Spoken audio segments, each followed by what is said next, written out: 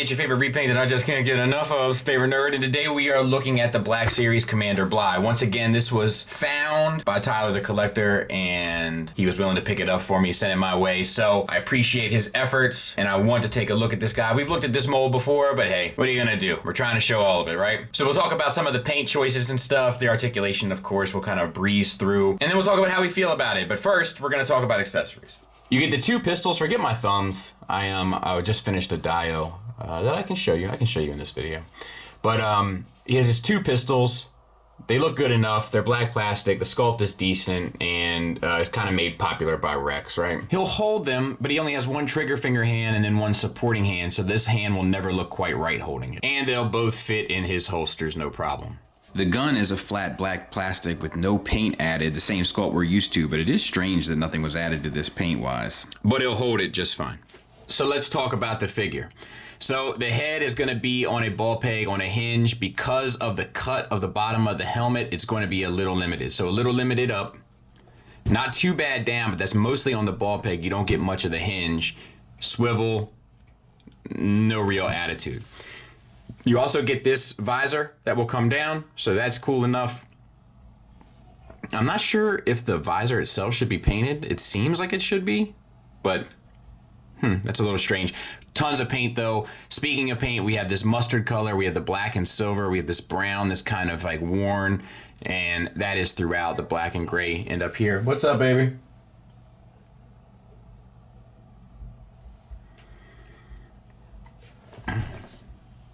Sorry, my baby came down for a minute, but she didn't want to be on camera. So then we have this piece, right, which is a soft piece of floating plastic, and it is painted brown and then dry brushed with a lighter brown here and here on top of the black. So that's nice because it's a white piece of plastic. So a ton of paint there. And then we have the straps that come around with black paint added, brown paint added there, which connects to the belt.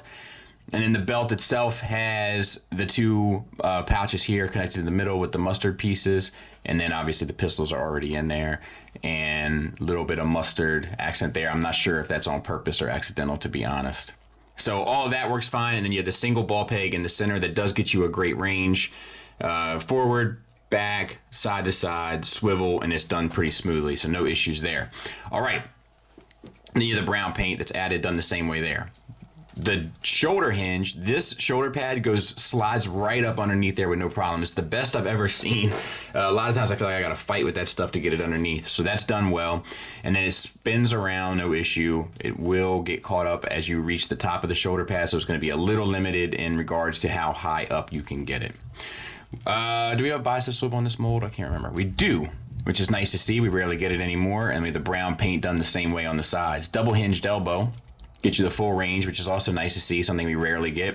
And then we have a swivel at the wrist with a hinge up down on the trigger finger hand, swivel on the wrist with a hinge in out on the supporting hand. All right.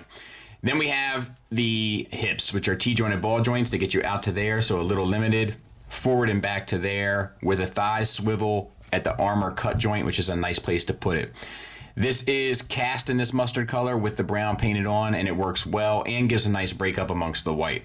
We have the soft piece of fabric, the soft goods here, that's good, well enough.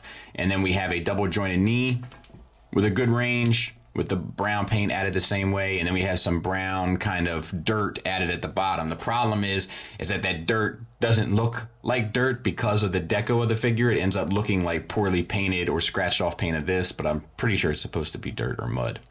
And then we have an ankle tilt up, no real ankle tilt down, which is a bummer, and a rocker, but because of, it's gonna be hard to explain this. So because you get no movement in the ankle tilt down, when you use the rocker, it's always gonna look a little strange. Not the worst thing in the world, but it is going to put you off a bit. And then there he is from the back. Size comparison wise, there he is amongst some of his brethren on the planet of Felucia, kind of getting it in. So, he's going to fit in just perfectly.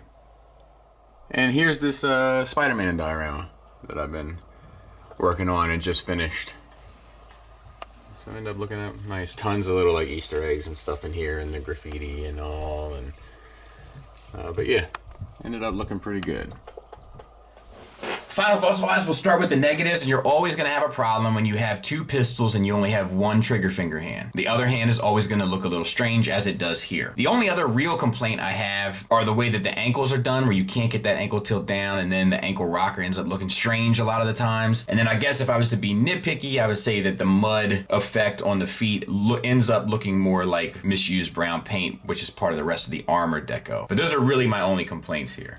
Positives wise, the mold is still holding up well. A lot of the things about the mold that sometimes were a little stiff and rigid are starting to loosen up a bit with the extended use. So the shoulders are moving great, the knees are moving great, stuff like that, the ankles as well. Some of the stuff that Hasbro sometimes has some tolerance issues in regards to are working quite well as the mold is continuing to be used. Accessories make sense. Tons of paint, tons and tons and tons of paint, which is nice because that's the thing that always is going to make the clones a bit more alluring, is the fact that there's so many interesting and unique decos, and this one's done quite well. And the accessories make sense. So overall, I mean, look, when can you have enough clones? You know what I mean? Never. So just get more. That's my general thoughts. And this one's done pretty well. So recommend from me. Thanks for listening. Thanks for watching. Until next time, take care.